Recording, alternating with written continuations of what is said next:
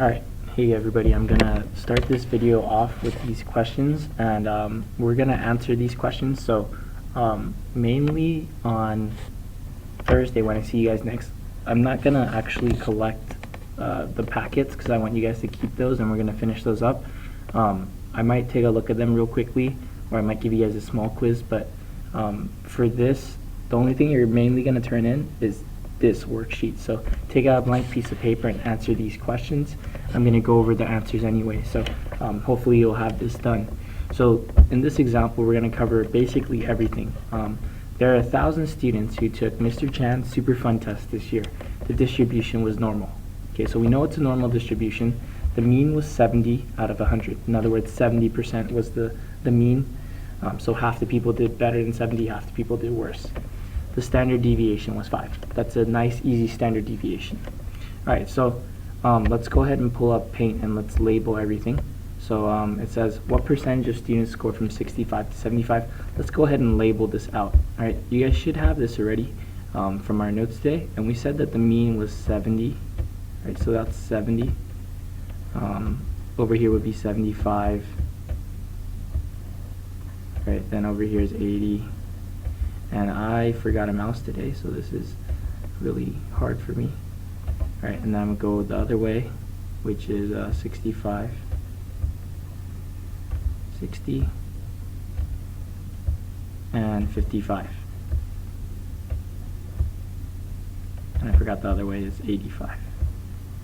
Alright, so what the question is asking us is what percentage of students scored from 65 to 75. So 65 to 75 would be from here to there. Okay.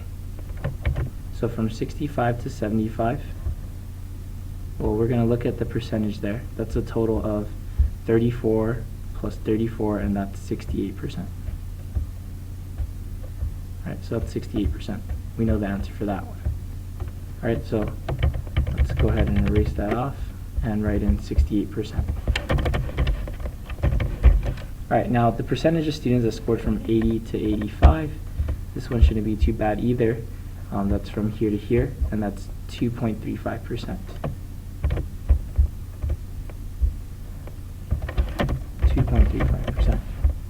Now remember, all of this comes from the empirical rule, and that's shown by this thing, the 68, the 95, and the 99.7. Okay, that's the empirical rule. If I go one standard deviation to left and right, I capture 68, 2, 95, 3, 99.7. Alright, so we've done the second question. Let's pull the third question up. How many students scored from 65 to 75?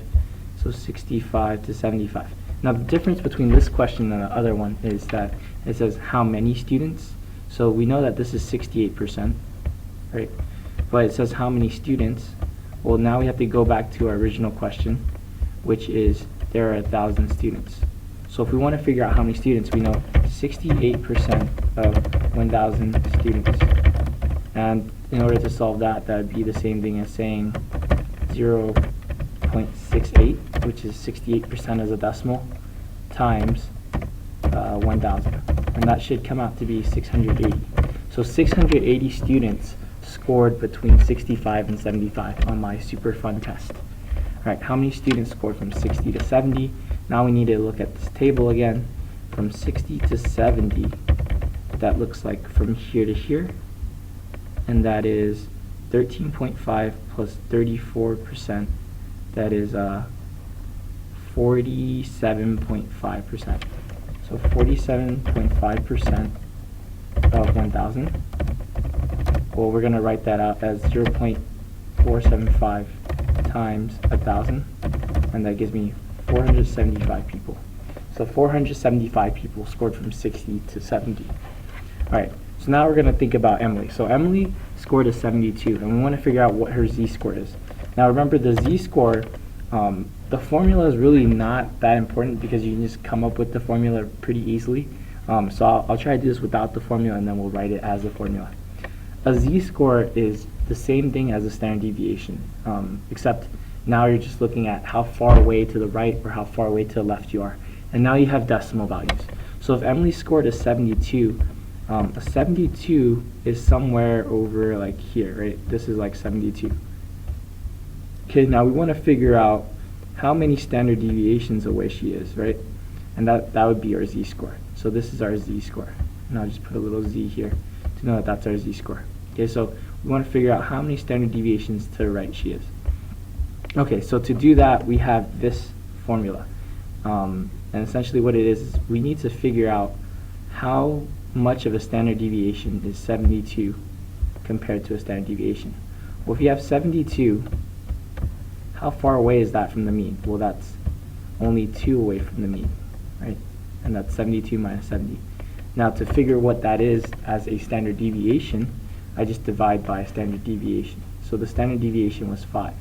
So in other words, I have 2 out of 5, right? I'm 2/5 of a standard deviation to the right. And what that is 0.40. And that's my z-score.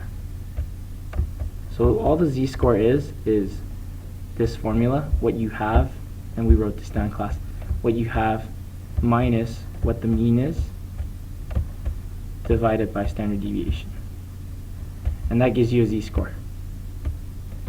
And you could have a negative z-score, and all that represents is that you're going to the left instead. So we look at our z-score and it's 0.40. And this is the part that's not included in our classwork today, and it might be included in the next lesson as well as our homework. And that would be this. From the z-score, you can pull up what percentile rank you are. Okay, so for example, let's go ahead and pull this up. I'm going to put this on our website, and it's essentially a z-table, right? And this is the only way outside of a computer or calculator that you can figure out what percentile you are in. So remember in class we said if you have a z-score of 0, well then you're right at the mean, and that means you have 50% above, 50% below.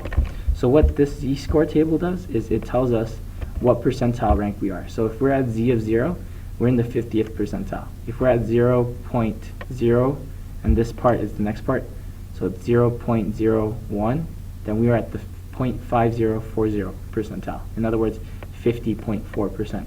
If we're at 0.02, we're at 0.5080. Now we are looking for ourselves at 0.40, which would be right here. So we're at 0.6554. Okay, so our z-score was 0.40, and that puts us at 6554. So let's write that down.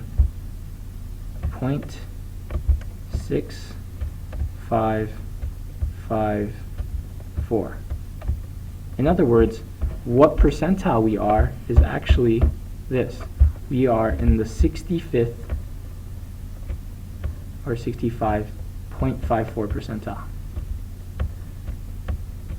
Alright, so we are in the 65th 0.54 percentile, and that's right here. Now you can check to see if that looks about right. We know that all this stuff right here is 50%, right? Now if we just add on a little bit more, in other words 0.4 of a standard deviation to the right, that then adds on this extra 15.54%. So in total, from here all the way to there, we get a 65.54%. So we are 65.54% compared to everybody else. We're at the 65th percentile, and that's where we are. So that's the answer for the last one, which is what percentile does she rank? 65.54%, or you might round to like 66th percentile. In other words, she's better than 66% of the class. Emily scored a 72. What is her z-score? We already figured that out. It's 0.40, aka 0.4 standard deviations to the right. Okay, so these are the answers. I'll expect that you have the questions and the answers written, and ideally you can pause this video, go back, re-watch it, and be able to answer all the homework questions. Okay, so we'll talk about this more in class next time, but this is very like fundamental. This like the hardest part, and I think the z-score part is probably the hardest part. So expect like maybe a homework quiz next class. Okay, all right, see you guys later. Bye.